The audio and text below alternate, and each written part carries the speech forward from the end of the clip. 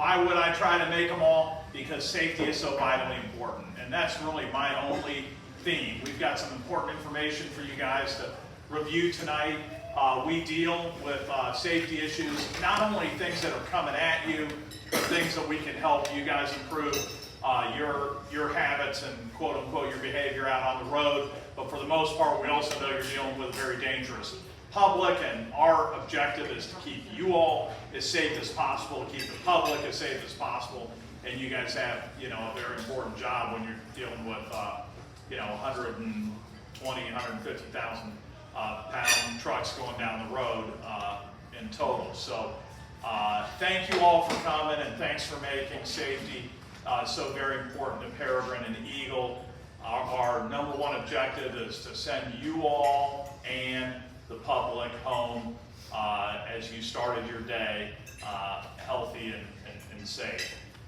And we do from time to time have issues that are unavoidable, but that's what these training sessions are hopefully trying to minimize. So again, fall's breaking. I think it's a great time of year. I'm happy to be here. I hope you all like the food. Daggone, I think those wings and the fish and everything else is pretty good. So let's get this show on the road so we can send everybody home safely for the weekend. Thanks.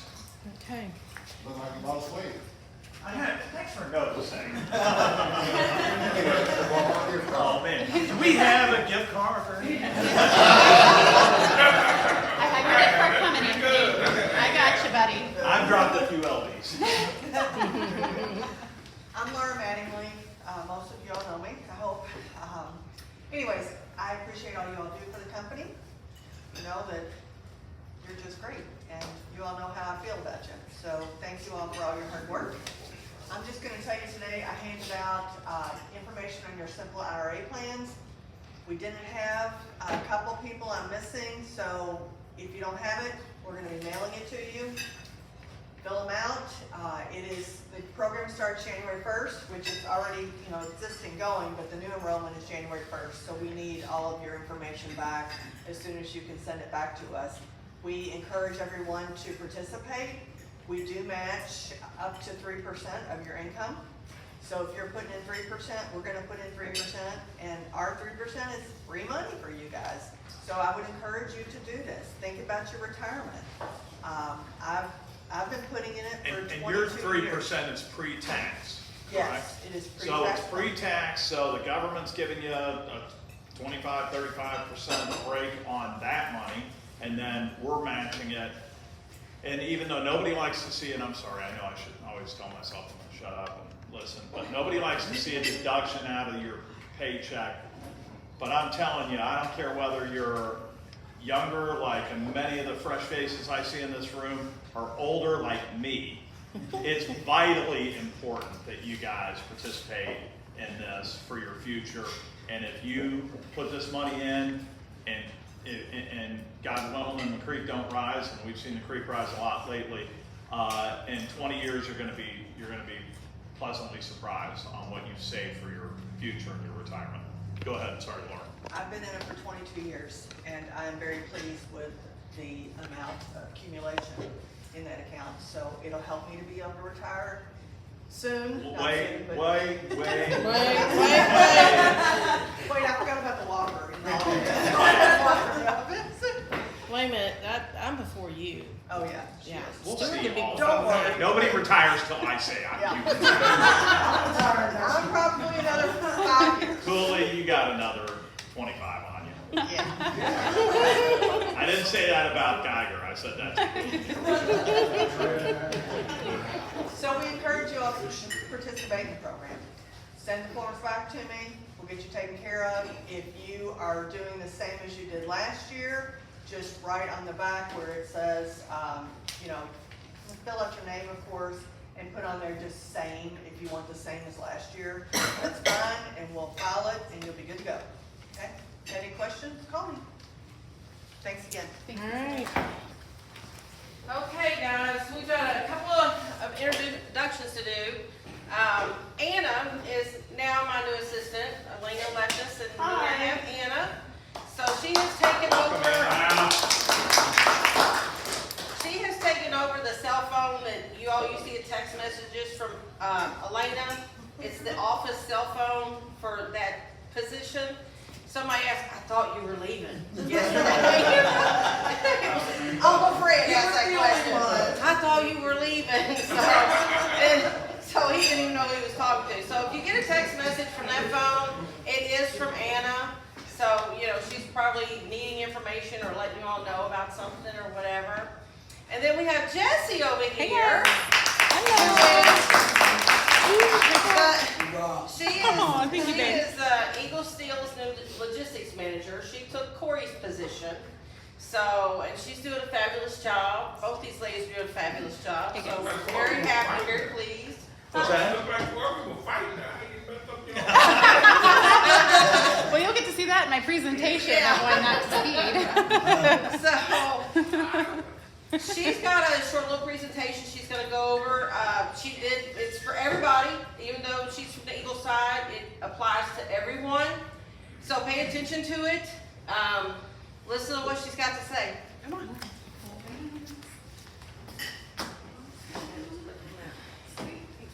Well, hey y'all, I'm Jessie. Nice to officially meet everybody, whether I get to work with you on the Peregrine side or you're just stuck with me on the Eagle side. I'm not gonna apologize, you guys already love me. But something real quick and something special, we're gonna talk about PPE and speed management. Maybe. There you go. There it goes. Okay, perfect. Okay, so starting off with PPE, it all seems very basic, monotonous, but honestly guys, these few things will keep you from having injuries that could affect you long term. So it's very important that we do wear our safety gloves. I have seen people, not even in the trucking industry, like my dad works in Tool and Die, and like people lose fingers. Like it is very real. You work with metal coils, they can hurt you. You know, you work with chains, they can hurt you. It is very important that you always wear your gloves. You need to be wearing steel-toed boots. As much as I know a lot of us, like, hey dudes, those are not work appropriate. So it's very important that you always wear your steel-toed boots so you don't break any toes. That way, you know, they're your feet. You have to take care of them. You literally have to use them every day.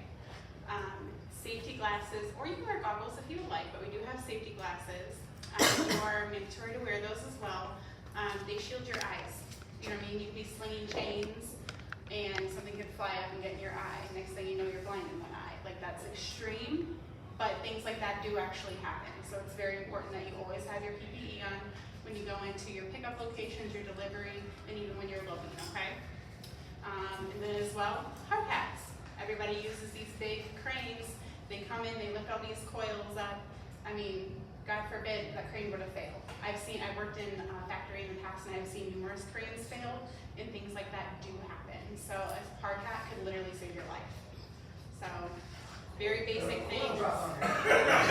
Yeah, I was thinking the same thing, but it's gonna save you from a serious bump, but if the coil's coming down, you know. Very true.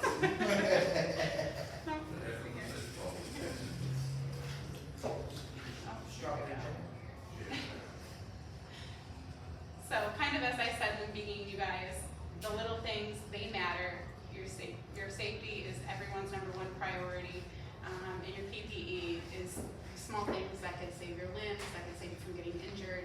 It is very important that you continue to wear them. And we actually do, I get quite a few phone calls throughout the week from my Eagle guys saying, hey, I just want to say thanks. So-and-so was wearing their proper PPE when they came in, they made our process go a lot faster. So that way nobody has to wait on you and you're in ready to go and get in and out. Okay, so this just gives me chills looking at it. So on September 8th, I was in this vehicle, hence my sling, and I actually have a fractured tailbone as well. I was in Florida and I was coming home from vacation and I was a mile from the airport, and literally a young kid was texting and driving and going 67 miles per hour in a 35 zone. Completely blasted us. I'm honestly thankful to be alive.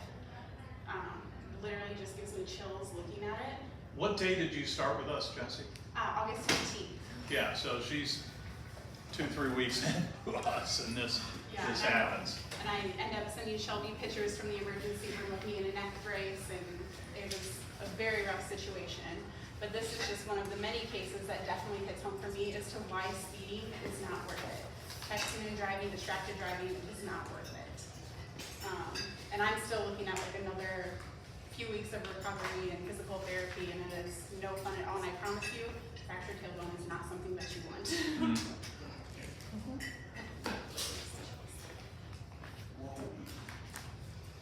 So, It wasn't me. yes, no, thank God, nobody, this was nobody that we knew. So these are just going to be like examples as to why speeding isn't worth it. You can speak up a little bit, There Jesse. it goes, okay, there it goes. Perfect, okay, so if you speed, increase stopping distance. You have less time to react, difficulty controlling your truck on curves. It also causes maintenance issues, and you can endanger yourself and the people around you. This is a legit photo that I pulled off of WLKY.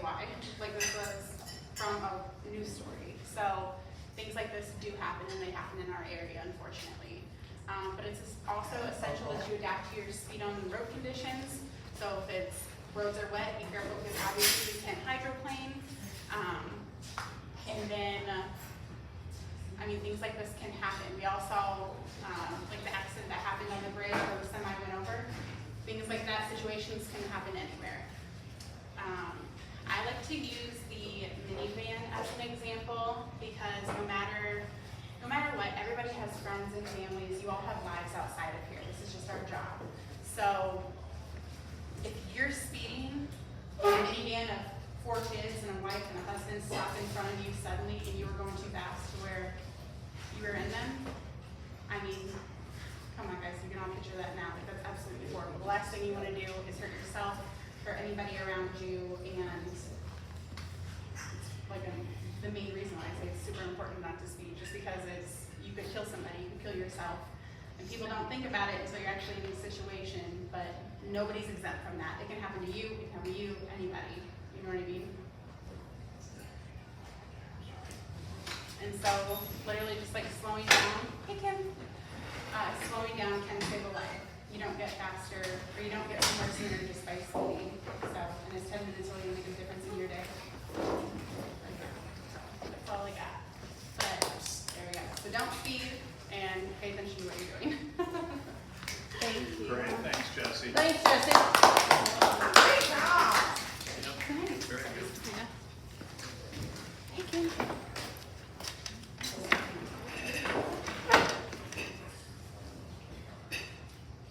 Wait, there should be a picture of Bryson on that screen. You're right. You are so right.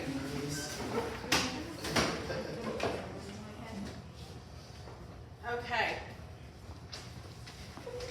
I harp on this every meeting, so I'm not gonna stop now.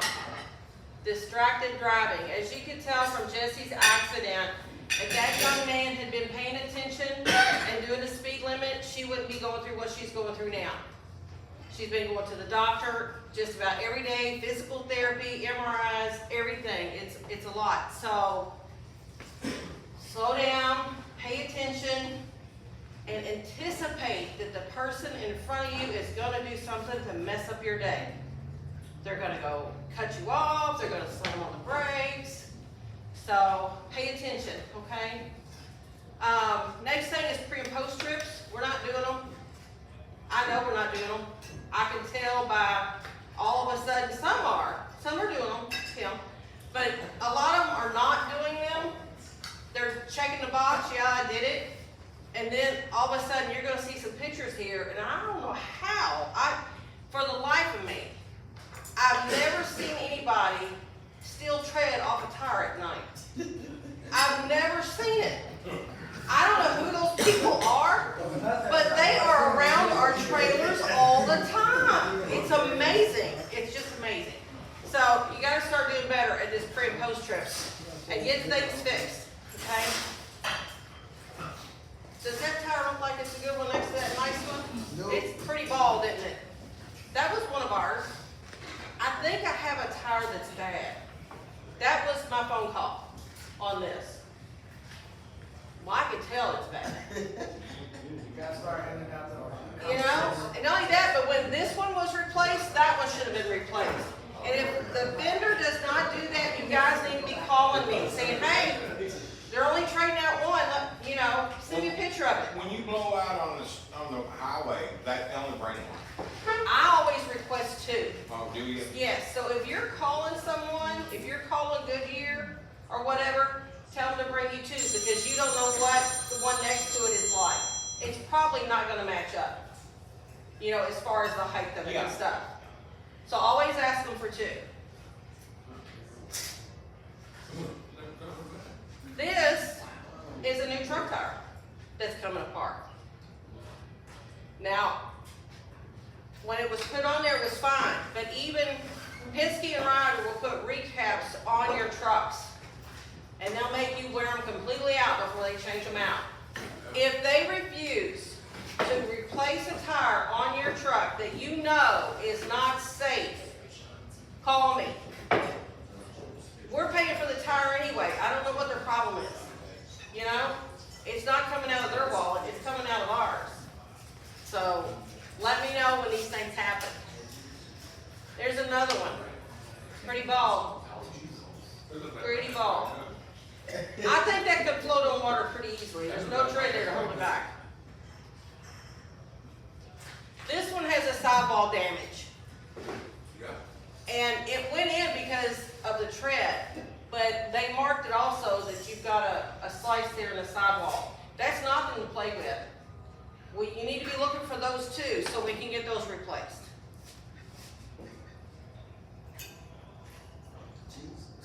Yeah, this was all one trailer. This was one trailer. All these pictures? Yes, one trailer. I don't know how it was ever gonna stop, to be honest. Now this, I got a call yesterday on this, and this is where the tread burglar comes in. Because I was told, well, last night my tire was fine. There was no problem with my tire last night. And I'm like, and he sent me the pictures of it. Somebody slipped in and ran 100,000 miles on us. They did. They did. It's crazy. That was the one next to it there that's got the hole in it. So, I don't know what happened. I mean, I always got fireworks coming out of it. So, but yes, both of those were replaced on spot. I was gonna say, you Now haven't seen the this. You think? Thank you. He probably thinks that too, because he kept driving it after they blew out. That's how those tires ended up looking like spaghetti. There's no excuse for this. Yes. Yes. Because I sent it to my Goodyear rep and say, what would cause this? Probably Sergeant Morris would know what causes this. You got a blowout and you just keep driving on a lumber load. Heavy load. Chris says it's not that heavy. It's really not that heavy. The guy thinks it's really heavy. So yeah, that's a beautiful, beautiful two tires there. Yeah. Ruin the rims too? Huh? Did it ruin the rims too?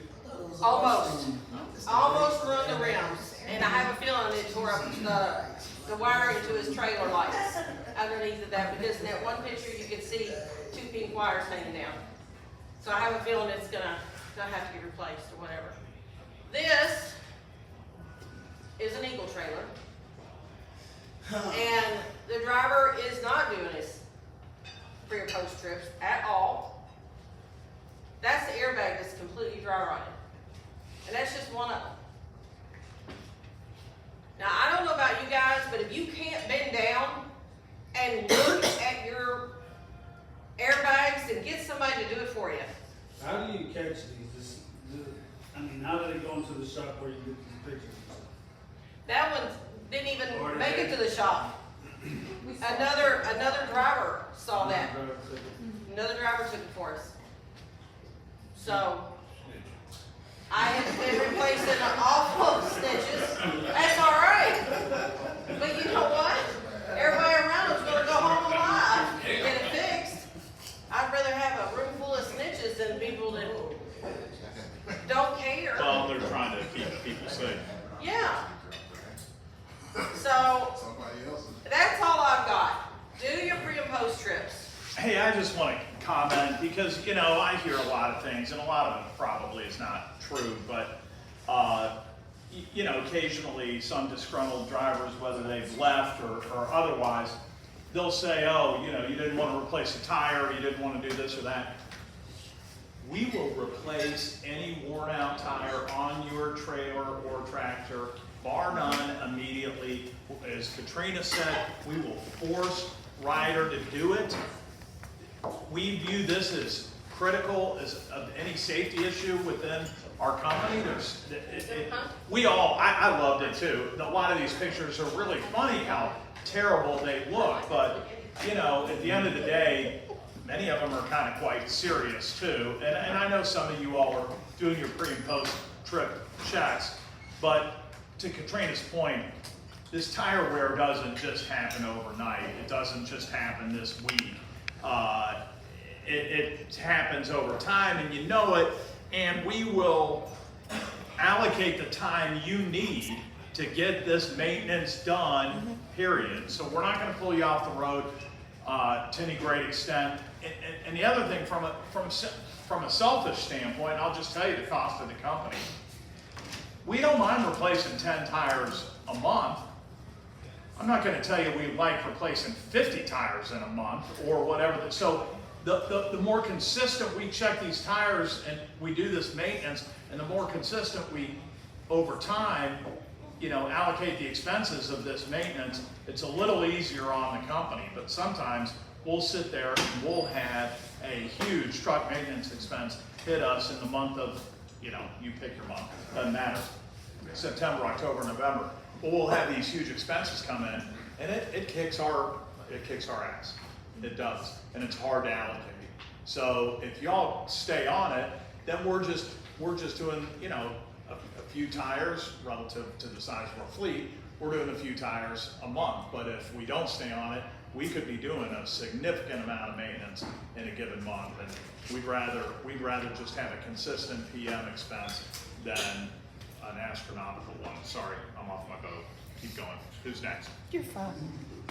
Sergeant Morris. All right, you're up. All right. How are y'all? Good. Good. How many of you is your first time seeing me? I see a couple new faces. I'm Jason Morris. I'm a sergeant with State Police. Those of you that see me pretty well know how I am. Got questions? Please ask.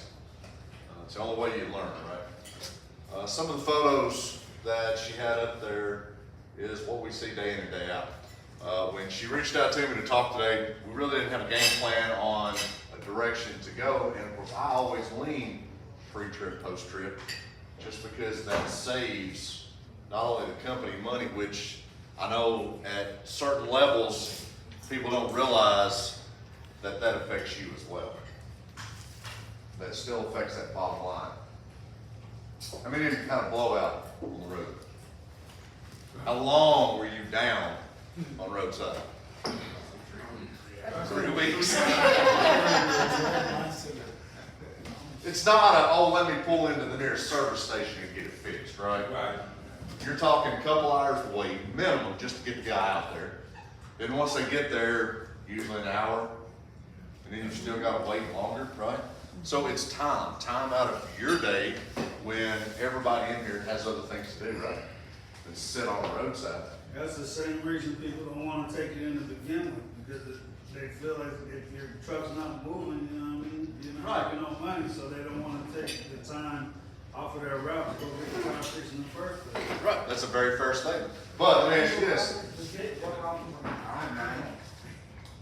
Here's the thing to think about. Is it easier to take care of the small problems now, or let that small problem fester into bigger problems, which now turn into catastrophic events?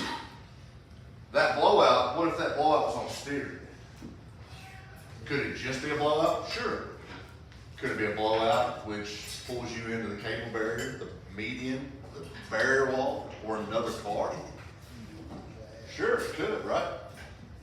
Yes, I know we are a right now society. Very true. We want it now. I mean, think about it. If I told you right now to open your cell phones and go to Facebook, and if it didn't open up immediately, what would be your next course of action? Close every app. That or, how many of you smack it 3 or 4 times first? Right? Yeah. Yeah.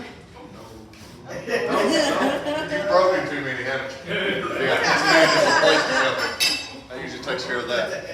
So guys, at the end of the day, remember, safety is the first and foremost, right? Yes, we chase the almighty dollar. I saw a post talking about that, how we work 5, 6 days a week, 8, 10, 12, 14 hours a day for 1 to 2 days off a week, right? We work this long span of time. Most people don't retire until mid-60s. The average lifespan is mid-70s. Take your time, enjoy it. Be safe. That's our goal with the state police. We want everybody to be as safe as possible as they can be. When you came in today, what was your goal? Go home. Make money? There it is, go home. Right? Yeah, we gotta have money to get home, right? We gotta have money to have a home. Yep. But if we don't get there safely, does it matter? Nope. No, it doesn't. And those that you say you support, or those that you say that you're taking care of, if you're not there to do that because of something, are they taking care of it? Guys, we have the same thing with our guys on the road, I'll just tell you. We have the same exact conversations that you guys get as well. Take care of your equipment because it takes care of you. All right? So those pre-trips are important. As far as what we're looking for on the road, we're looking for compliance with those regulations. How many of you have looked in the Federal Motor Carrier Green Book? Couple of them? Okay. Can you, are you able to read it? Oh, no. No, it's Greek, isn't it? Oh, Somewhat, yeah, somewhat, right? It does get a little difficult to read, I understand that. But within there, that's what we go by as well, so we're going by the same thing that you have at hand. So there's nothing that's thrown at you that's a curveball. The pre-trip and post-trip are 2 of the most important things within your 24 hours that you can do work-related. Yes, the equipment that you go in and load, these coals, yes, that's part of it. But you still have to get from A to B, right? You still have to have that truck to get your equipment to where it's going. It has to. Just to give you an example, at our scale installations, she was discussing tires. How many of you have been through one of our scales lately? Did you notice a bunch of cameras on the side there that flash at you when you go through? Well, when you go into this system now, or into the scales, as you enter, there are a series of lines that are cut across that entryway. One of those measures your weight. The one right beside it measures tires. We can determine if you have a flat tire, if you have an underinflated tire, a tire with low tread depth. It can be discovered as you're crossing that. And that's what that picture is there. One with the tires on it, the one in red on axle 2, outside passenger side tire, that is indicating that tire is either flat, underinflated, or low tread depth. It tells our guys, and it will sort your truck over to the scale lane. So all they have to do is they see you coming over, and it sends us a tone, it gives us a bell inside. So they turn around, they look like, all right, axle 2 outside tire, they'll grab their tire gauge, and they'll walk out, set your brakes, and they'll walk over to that tire, and they'll check it. If it's nothing, they'll send you on your way.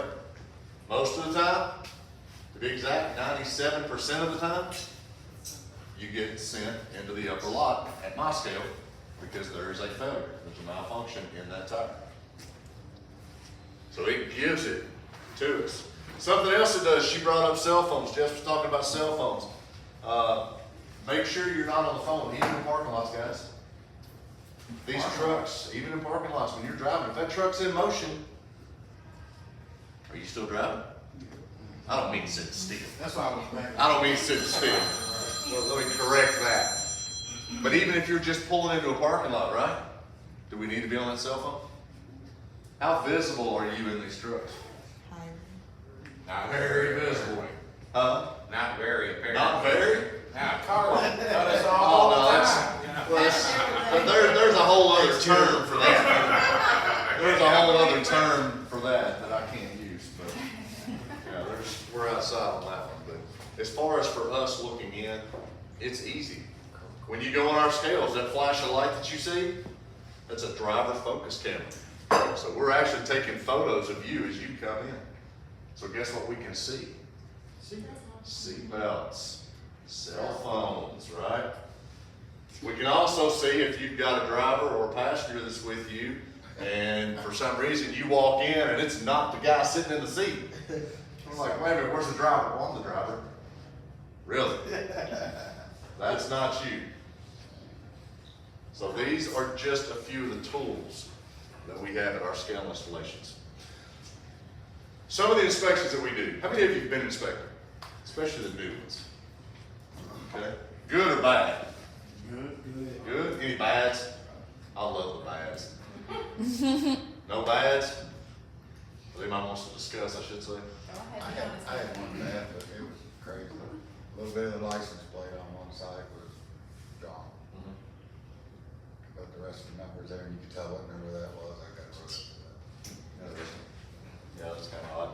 Quickly, Sure. in Delaware once, I got, put out of service because the guy detected a pinhole leak in the back inside passenger side tire.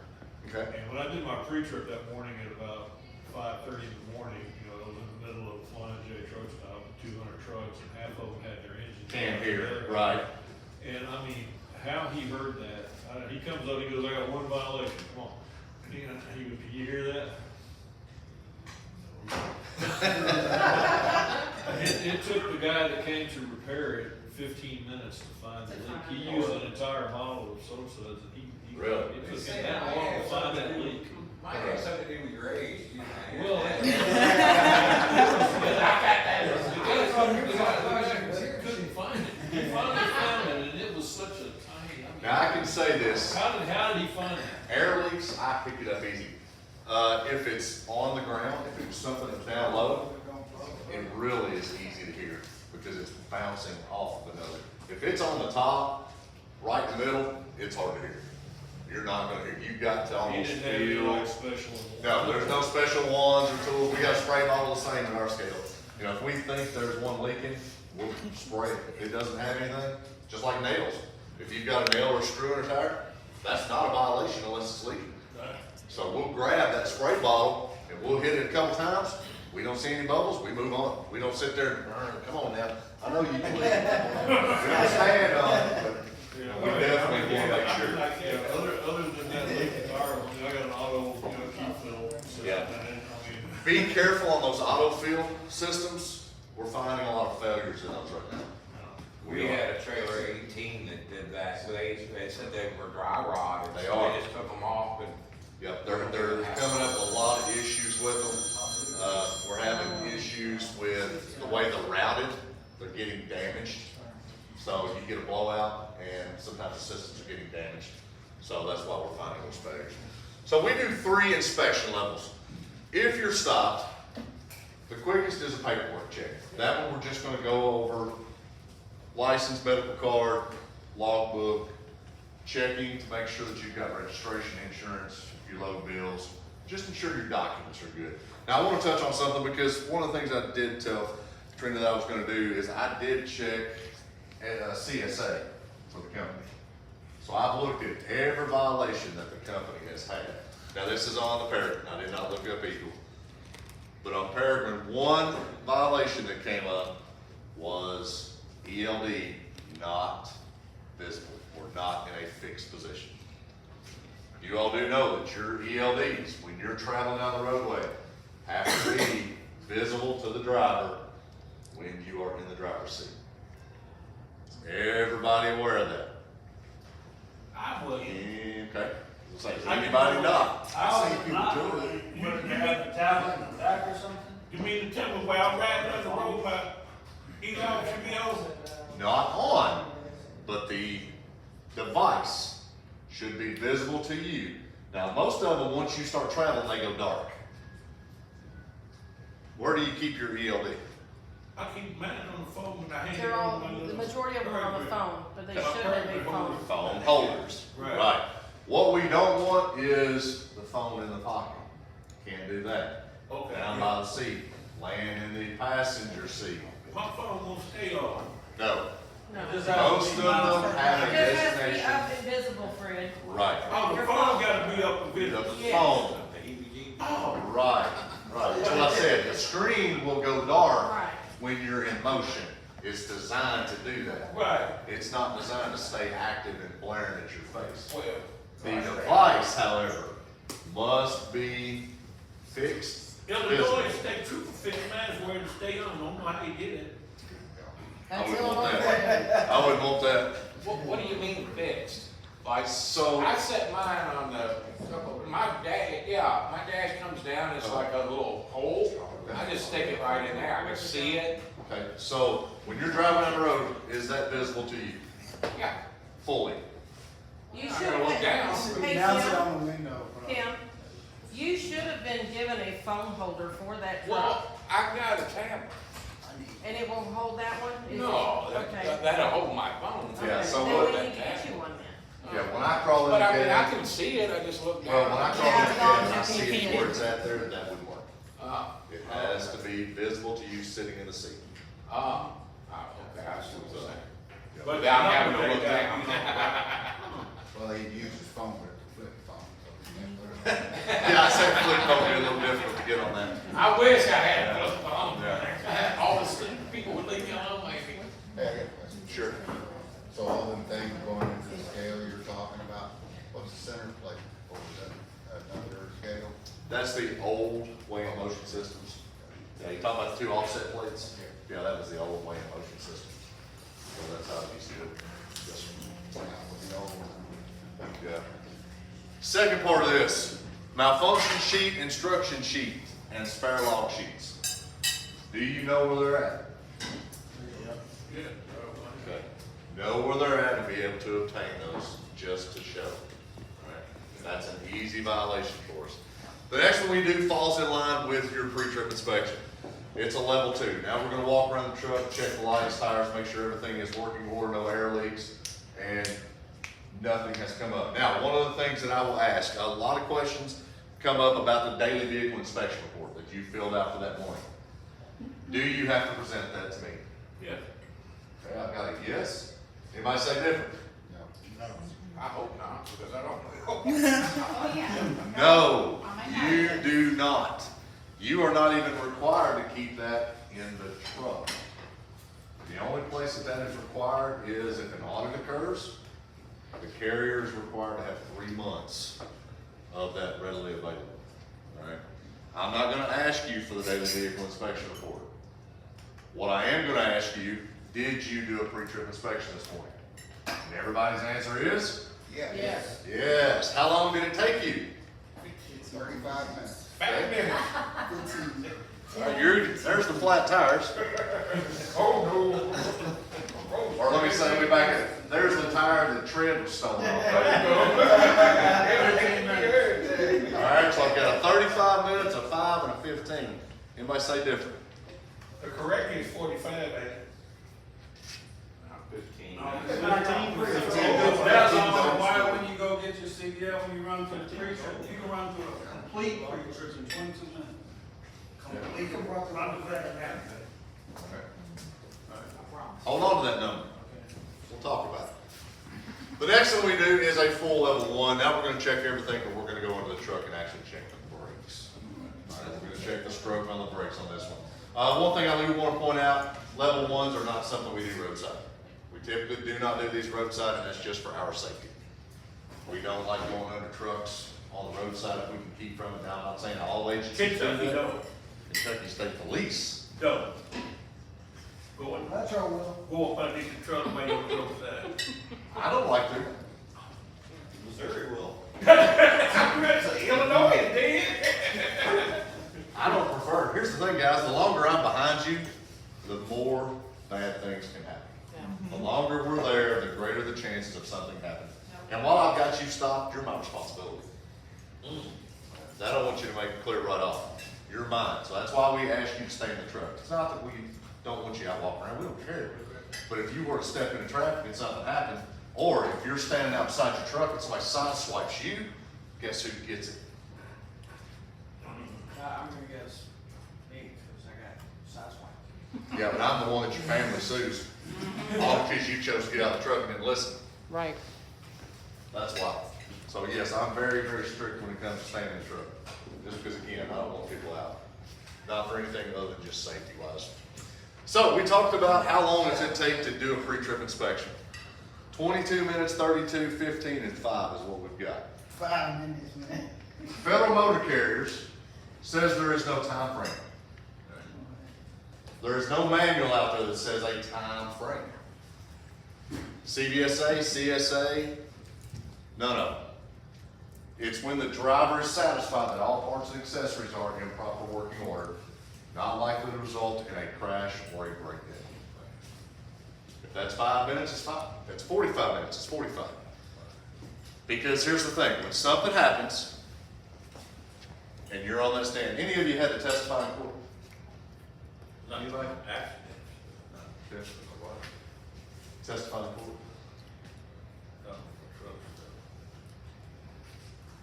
When you're in court, of course, remember, I've asked you, did you do a pre-trip? That's also something I'm gonna ask you if we come up on you in a crash scene. Did you do a pre-trip inspection? Definitely your answer is always gonna be what? Yeah, hell yeah. Even if you didn't, your answer is still gonna be what? Right? So the first thing I do when I get in my truck and start my truck up, well, before I even start, I turn my e-log on and I go to on duty and then push the button that says pre-trip inspection. Sure.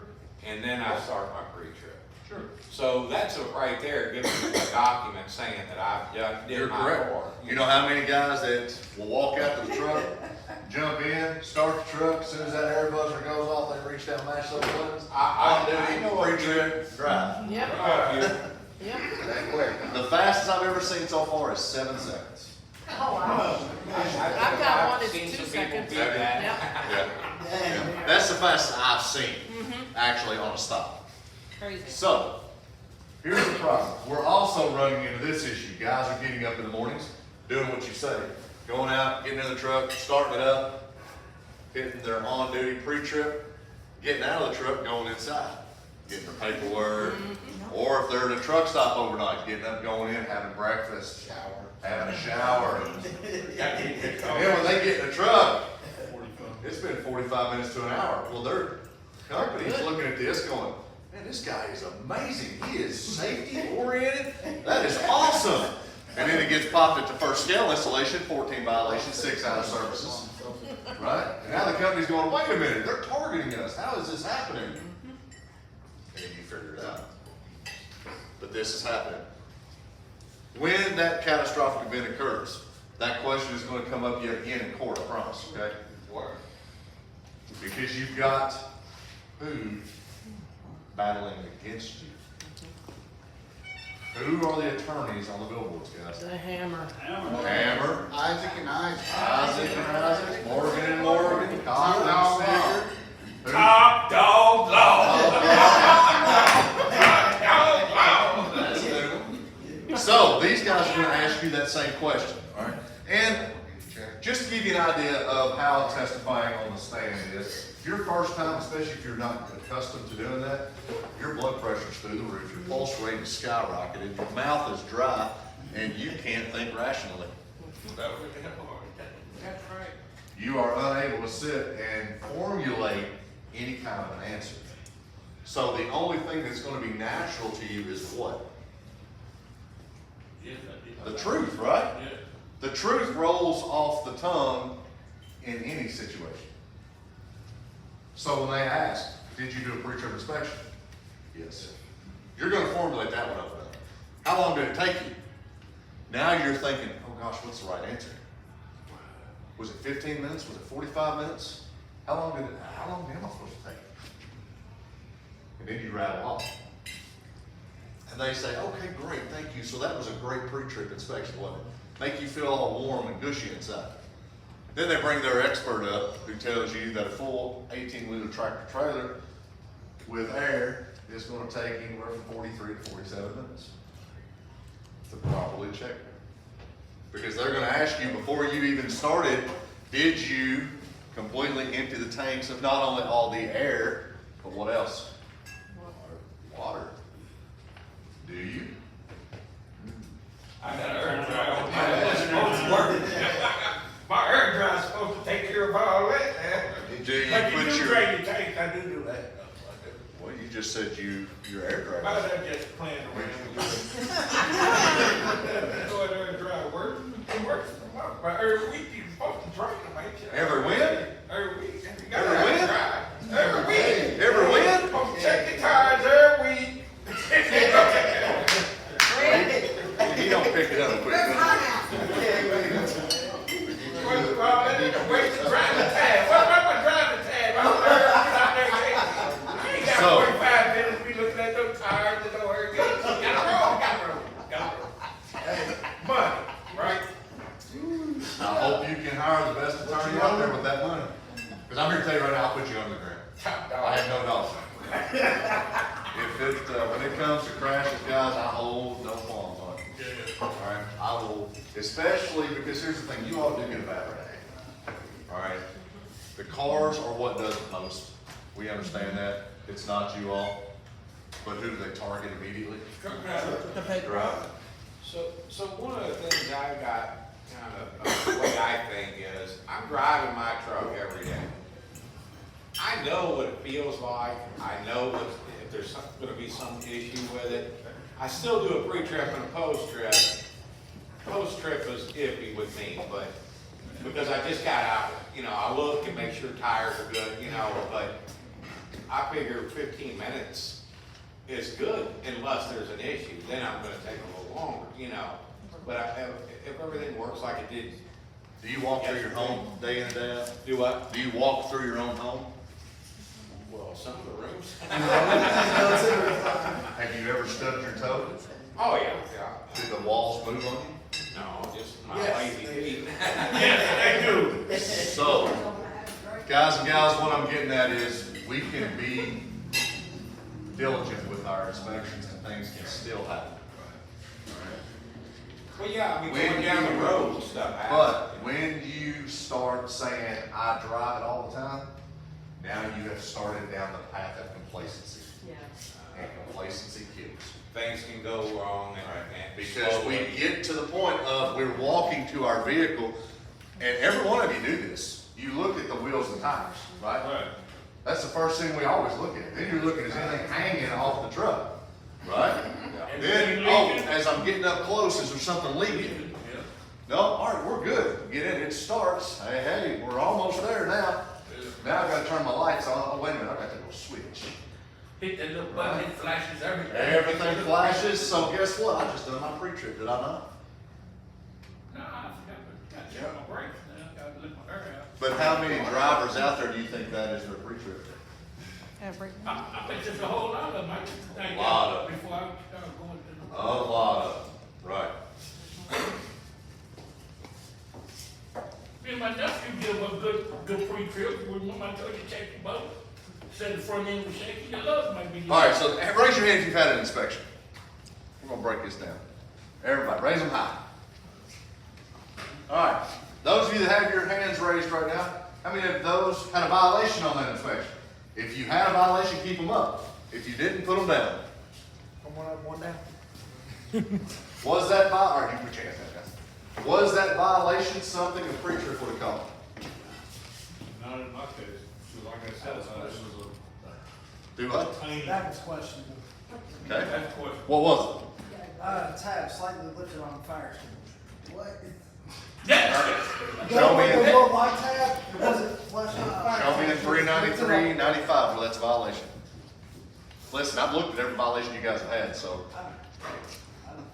We're talking there was nothing in a tab on there this time. He was able to They have gave me, 6 cups of coffee while he was reading that. Yeah. They got me for unsecured missing fire extinguisher, I believe is what it was, but the tab was just barely up, it locks it down. So remember, there's 3 sides to every story, ladies and gentlemen. I'm pretty sure I took pictures of that and sent it in. Mine is broken. Get it legit as that. I will tell you right now, my 23 years of law enforcement, my 19 years with this agency, every violation that I found, pre-trips could have corrected. Does it have to be mounted, like how the, you know, the lock mechanism comes unstrapped sometimes? Must be mounted and secured. So maybe that's an operating. If it can move, it has any movement, it has to be secured. All right, guys, some of y'all have seen this, I know, but don't give it out if you have. This is for the new ones. I know it's hard in the back. All right, who saw the birds? Who remembers it? All right, did it jump out at you? No? I didn't do it, it's on time. Okay? All right, who saw rocks and water? All right. We're gonna do it again. We're looking for birds.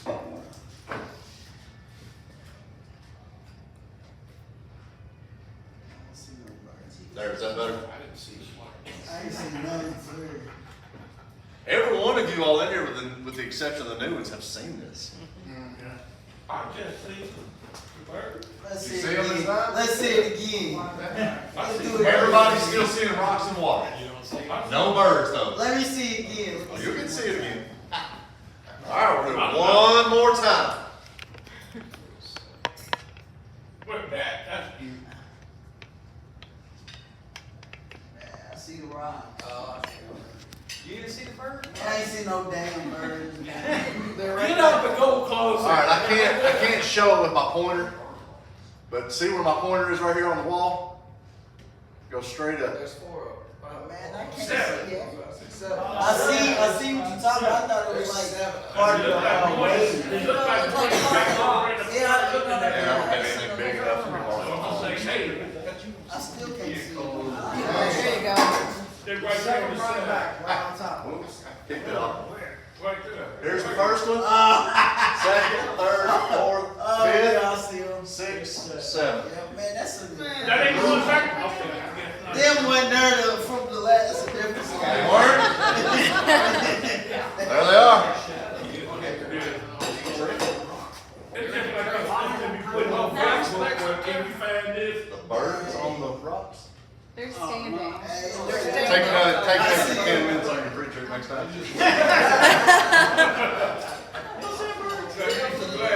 Alright, so here's the thing, guys. When we start looking at pre-trips, that's it right there. Yes, I understand you've got to go, but you guys, you think you're trying to do this nicely. You think we're kidding. We would charge you with a Class A felony.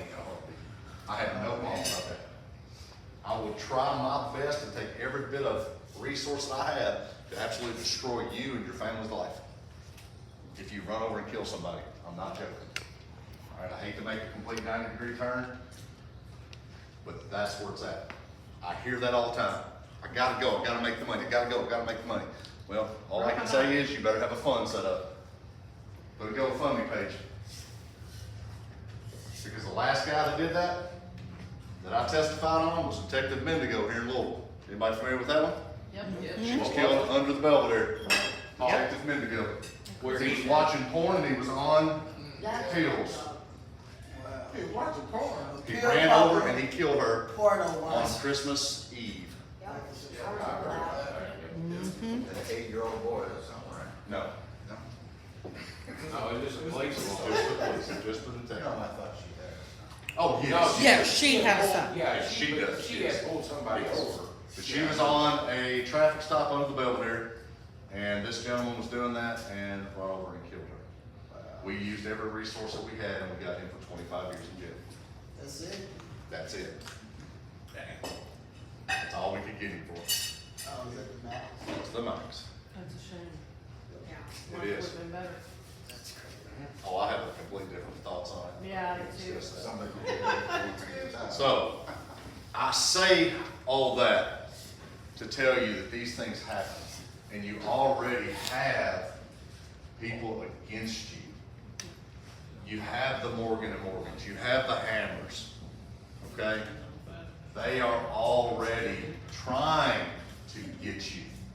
I promise they are. How you do number 5?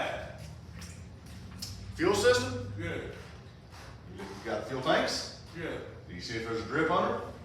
yeah. Got you, we can get a captain on there too. And you're- The one down? Right, cap. You can also walk down, where's the fuel lines run? Down the inner frame, right? Comes right up that filter. When you pop that hood to check your what?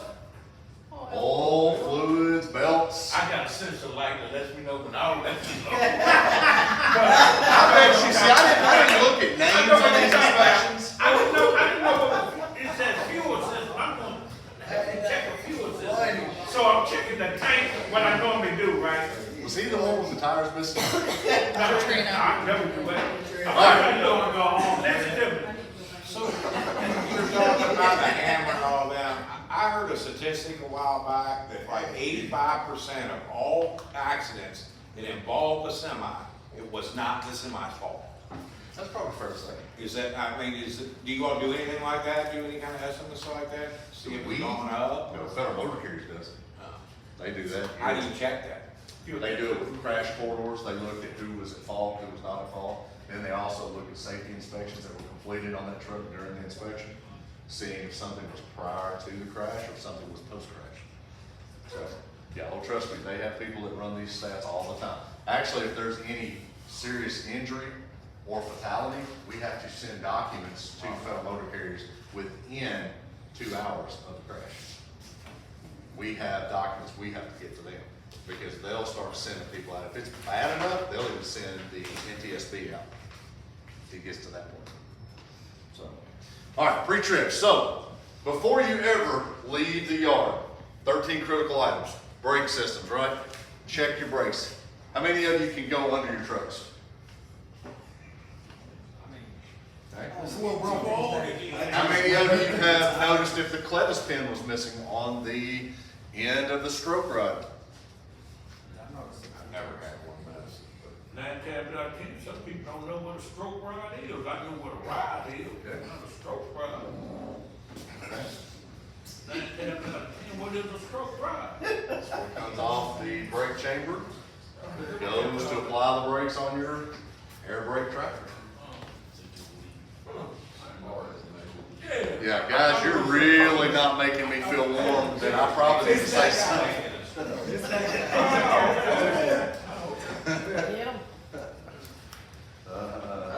You might think that I'm joking or something, but I bet you if you pull my truck over right now, and you can get your magnifying glass, and I can cut you, and you will find 2 things wrong with my truck. What's that? That it's mine and it's perfect. 2 things. It's mine and it's perfect. 2 I things. didn't know what it was called. I guarantee, I just didn't know it's what it was called, a stroke thing. I'm not the smartest person when it comes to bullshit. I'm not worried about But on that. the terms of getting that truck right, I bet I could beat it. I might not know, what was that one? I didn't know what a fuel system, a fuel system, I didn't check it. So I'm here's- thinking different. Here's what we run into. You're thinking injector. Yeah, that's what I'm thinking. So what we run into, guys and gals, we have individuals that don't know the names of us, right? Right. But to be able to look at it, can you tell if something's missing? Yes. If you tell me I can't go under my truck, how can you tell me you checked that truck? Do you check the limit on the brakes? How do you check? How do I Pre-trip check? inspection. How do you check to make sure that that clamp pipe 30 brake chamber has less than a 2.5 inch stroke? How do you do that? On Easy my way to front do it is tire. a little plastic. On my clip front tire, I pull the Such rod. a trailer brake, go out, and check it, or jam the brake. So they all have that on? No, they don't. Exactly. So how do you do it? Pay more. Okay. When was the last time you've done that? I ain't never doing none of this in CDL school, man. None of them do it. 90% of the people don't do that. Or I just, just brakes. And then- With automatic adjusters, Slank adjusters. So like a Jeff. please tell me you're adjusting on an automatic adjuster. Oh, no, old trailers, before 90. Which truck number you driving? I'll have Katrina tell me. It's the old piece of crap. Yeah, so if you mess with the automatic adjusters, guys, you just destroy them. All right, don't touch the automatic adjusters, please. Do not do that. Brake linings, brake lines, air lines. Make sure that all of these are in good working order. Do not let yourself out until you've checked that. Make sure that there's no cracks. Coupling devices, fifth wheels. When you hook up, don't just do a tug test. Crawl between and look up into the throat of the fifth wheel. Make sure that it's fully across. And guys, when you stop at a fuel island, check the release. People are still pulling releases. That's so petty. Still That's pulling petty right there. That's so petty. Our new Yeah, trucks you're gonna don't take have over a your crossing own valve in them. So it's kinda hard to check the brakes on our trailers. Okay. The only way to do it would be to set the brakes. Yeah, but when you do that, you're losing all your air and it's just the springs, that are applying. So, But you can still tell that it's out. Because even with the springs, it's gonna push it beyond the limit. yeah, it would roll, so, yeah. Right. But it's just harder without that It is. cross valve. It is. Exhaust systems. If you've got an exhaust leak, please do not leave before that is corrected. Make sure that it is fixed before you leave. Fuel systems or frames, excuse me, go back to frames. Check the frames on your trailers. Look, make sure there's no damage to them, cracks, anything that is bad, especially with what you guys are hauling. You all are hauling large pieces of heavy steel, lumber at times. This stuff does cause issues to the frames.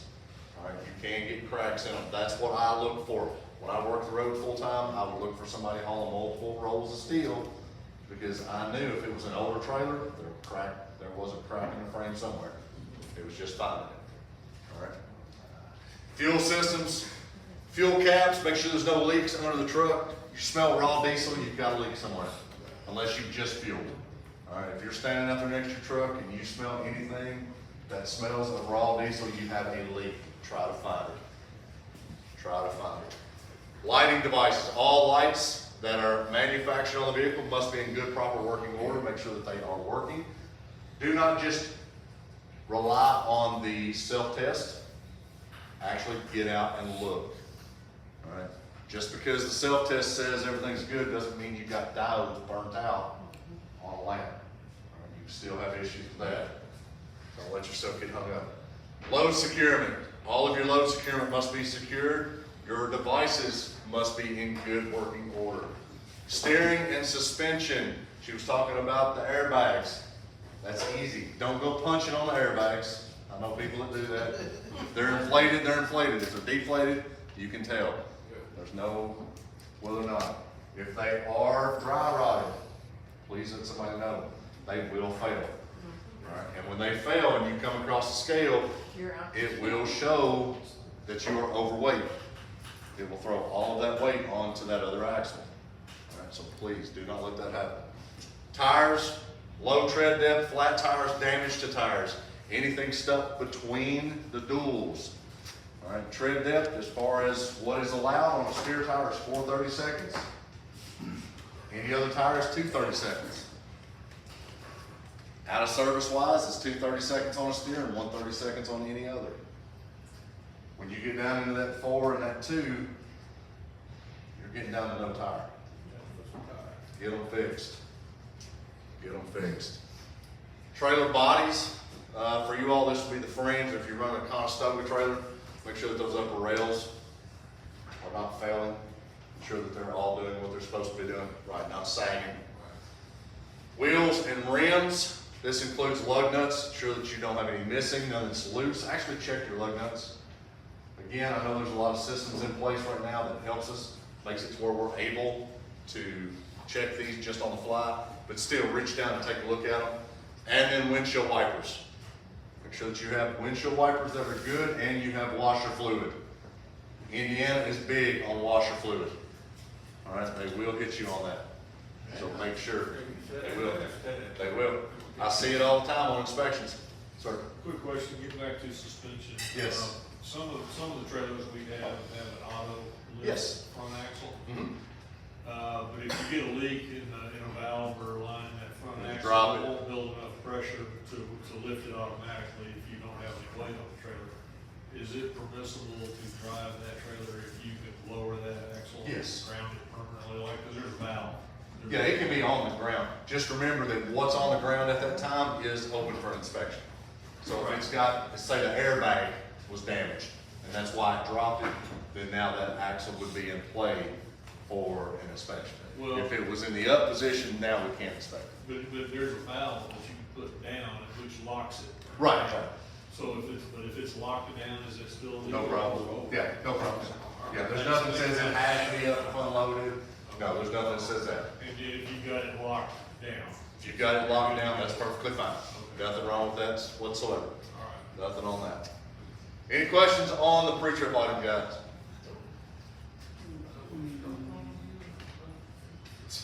All right. Out of service condition. This is when any item that you have that is a violation is essentially so bad that it could result in a breakdown, or if left uncorrected, could result in a crash. All right. Brake lights, one out is a violation, both sides is an out of service. A turn signal on the rear. Flat tire, tread depth that's low, that's on a single tire. If it's a dual set, both of the tires would have to be low tread depth. Anything like that would be an airbag that's deflated.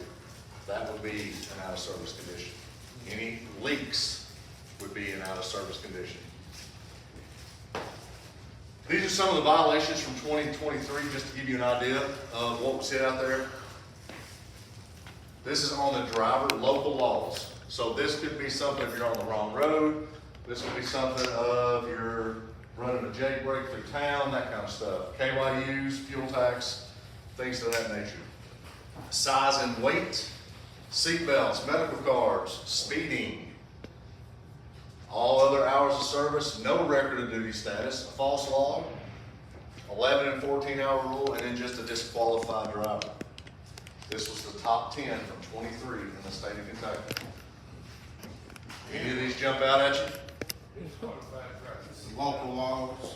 Local laws, yeah. That one is KYU is what that one hits most of the time. Fuel tax, things like that. That's what we're hitting on for that one. I mean, that Number two, size and weight. yeah, that's that $900 ticket I'm still waiting on Michigan to get back my money. Yeah, I was riding down this one road, dude thought I was too long, but he ended up measuring me, I was just like. Right at it. Right at it. Where you measuring from? Where You was measured it? from Where the was it? fifth wheel to the front, the front. I'm talking about on, for which part? On You the talking about side. bridge law, or are you talking We were about overlaying. over length? I was just like, If you're talking length laws, we go from the nose to the tail. No, he went from the fifth wheel. Okay, he was checking bridge law. Oh, okay. Oh, okay. Was you in another state? Yeah. Other states go from a kingpin Uh-huh. to where you have the The front axles side. set. That's what he. Kentucky, we go from the front hub of the steer tire to the rear hub on the back tire of the trailer. Then what's that? That's the outer bridge.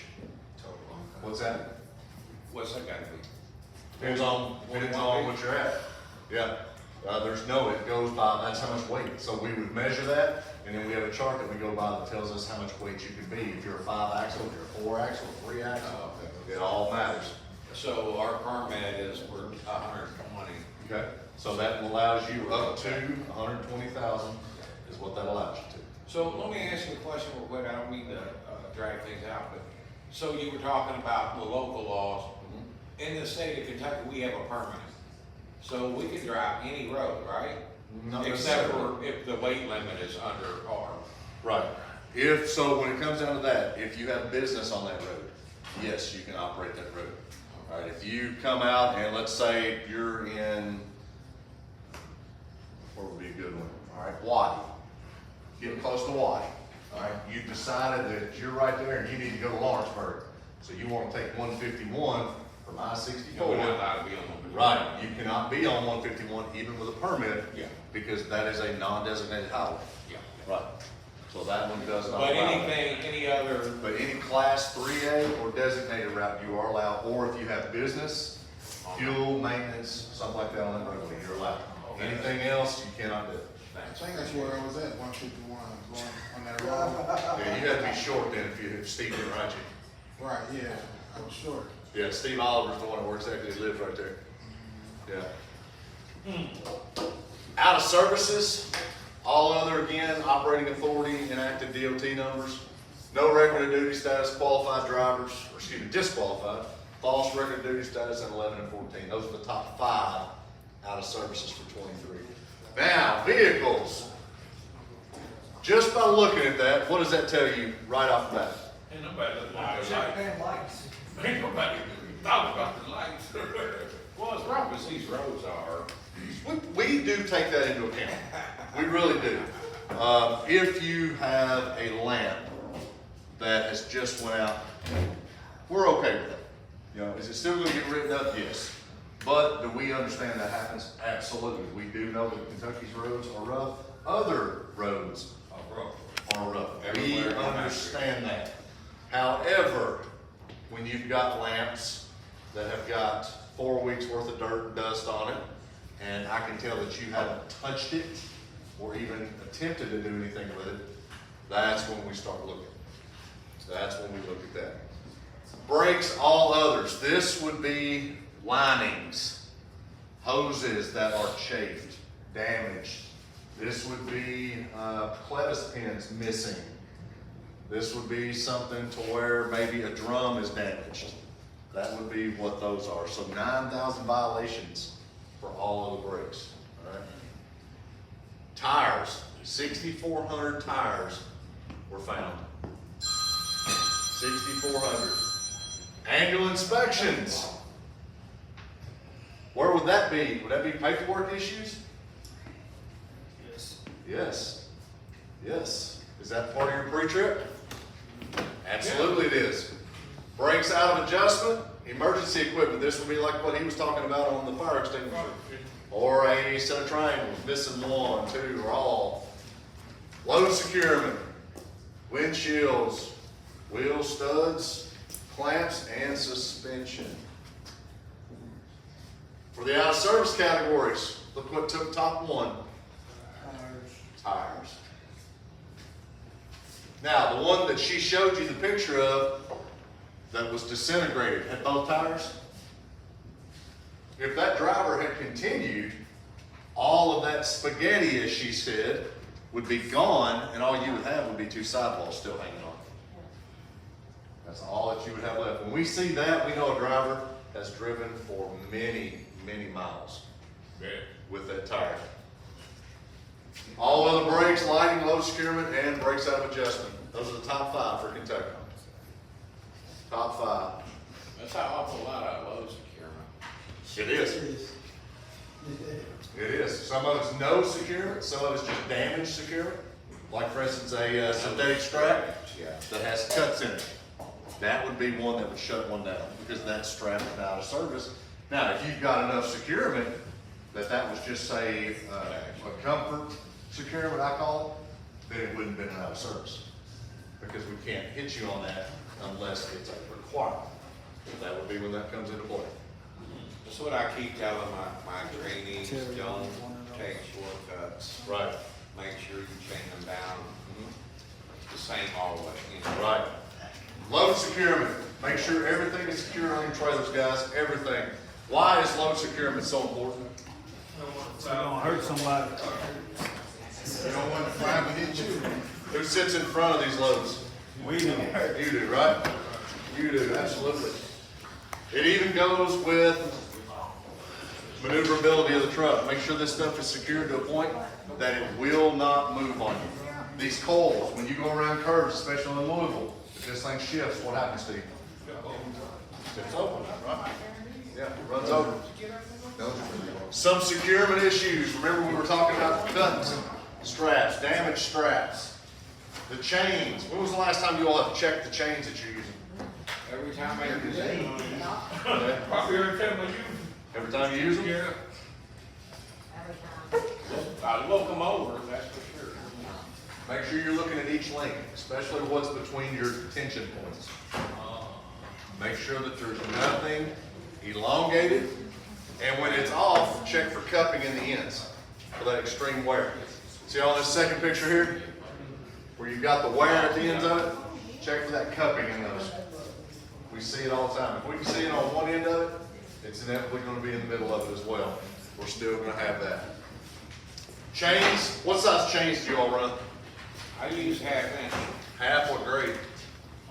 was it 80 or 70? 70? I can't remember. Okay. Eight. Remember, all your chains have a size and a grade rating. Size and grade rating. Whatever those chains are, you have to ensure that you have what's hauled. I know last time, or been a couple times since I was here, but we got into talking about the J-hooks that were used. Make sure that, 8,700 pounds is the most. and that's all that I'm gonna give you. You can have a half-inch grade 100 chain, and I can only give you 8,700 pounds on that security. At least half of that. You have to have half of the weight of the coil. And what's a typical coil that you guys are running? 40,000. So 20,000 pounds right there. Now, your minimum is how many chains? Now, I'm talking minimum. On what? You run two. How many? You run two and you double back. Okay, he says 2 and double back. On a 40, I put. On a 40. 4 chains. Okay. So just the bare minimum for FMCSA, you have, wait a minute, are you going? Yeah, I'm double back.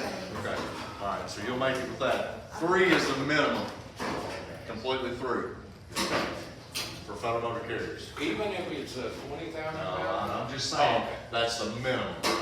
Okay, but now, if you've got 3 5/8 100 grade, you know, you've got 22.6 in a chain. So 3 of those will cover it. It's only as good as your J hook. It's only as good as your J hook, right?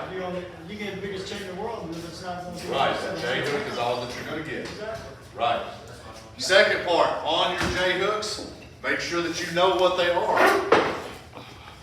Your binders, make sure you know what your binders are. If there is nothing on there, if you have no grade or size marking on there, it defaults to a grade 30. All right, see how this chain link has got a G8 on it? That's a grade 8, just like here, working level limit, 6,600 pounds. If that is missing, I can only give you a grade 30. So you said a half-inch chain is what you guys are running? Yeah, I do. Grade 30 is 4,500 pounds. So look how much weight you just lost.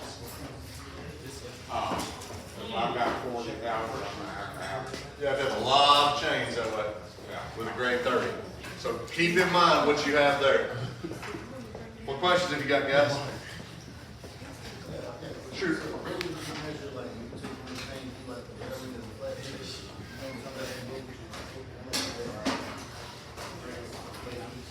These are in state pockets and the two. So the trailer manufacturer themselves makes that where that is an acceptable position.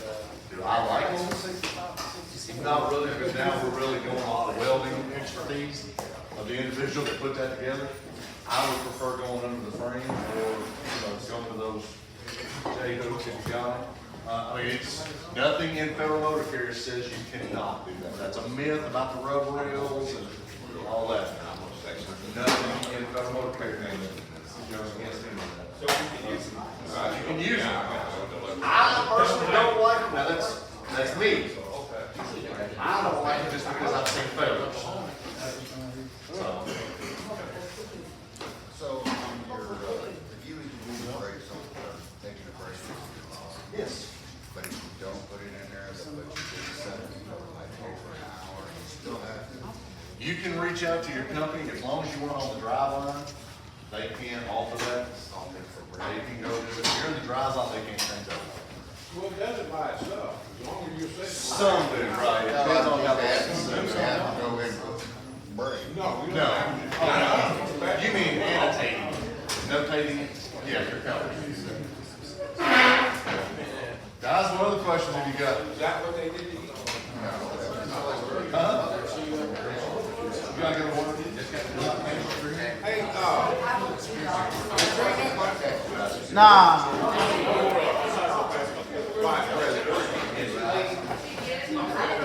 I got an issue. The judge, I talked to Tom. I'm find out how much vacation. I called and they say ask the other people. I need to know who they're going to.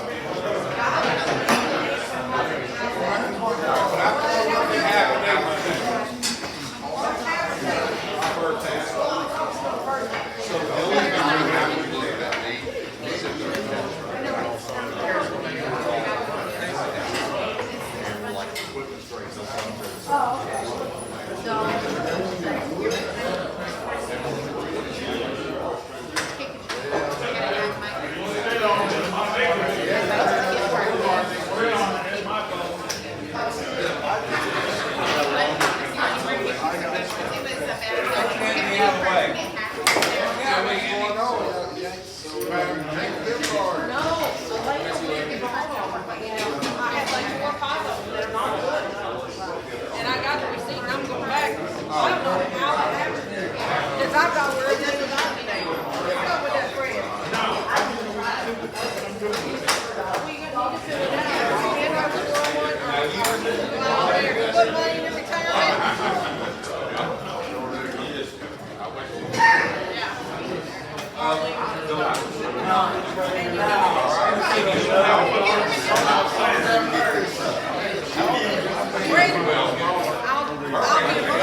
I've got a pile over here, I'll give it to you on Monday on that. Okay, all right, okay. Yes. I haven't done anything with it yet. I got to borrow my money. With Elena leaving and me bringing in, and it's like, I'd rather drive a truck right now. And I don't know how to do that. But yes, I've got it laying right there, and I thought, man, I need to do that for you and get that taken care of. Because I don't know if they do like a separate check altogether.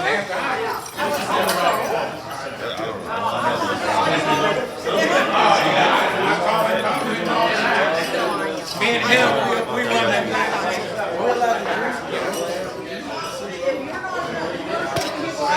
Monday.